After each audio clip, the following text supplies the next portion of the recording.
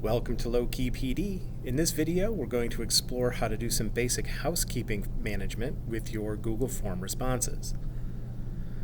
So you've had your questions set up in Google Form, you've connected it to a spreadsheet, or maybe you haven't. You don't have to connect it to a spreadsheet. You click on the little snowman menu up here under responses, and there's some other options. If you connected the responses to a spreadsheet, basically what will happen is anytime somebody fills out the form will write that information into that spreadsheet.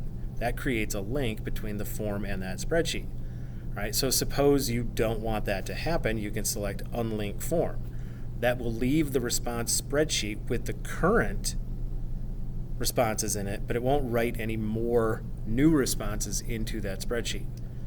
Or maybe you want a copy of those spreadsheets, maybe you have to upload it into some school database system, and you need the comma separated value version of that information, so you can download the responses as a CSV file.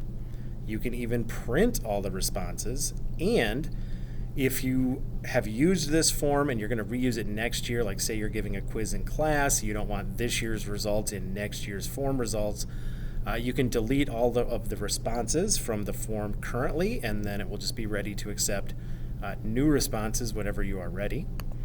And if you are done with the form and you're not going to be using it anymore, or the time is up, there's this neat little feature where you can just decide if you want to accept more responses. Right now, this form is open to accepting responses.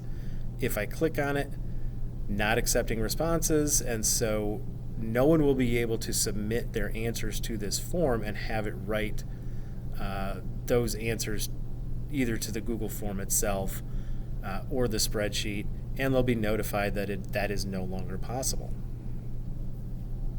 So those are some basic housekeeping features for Google Form responses.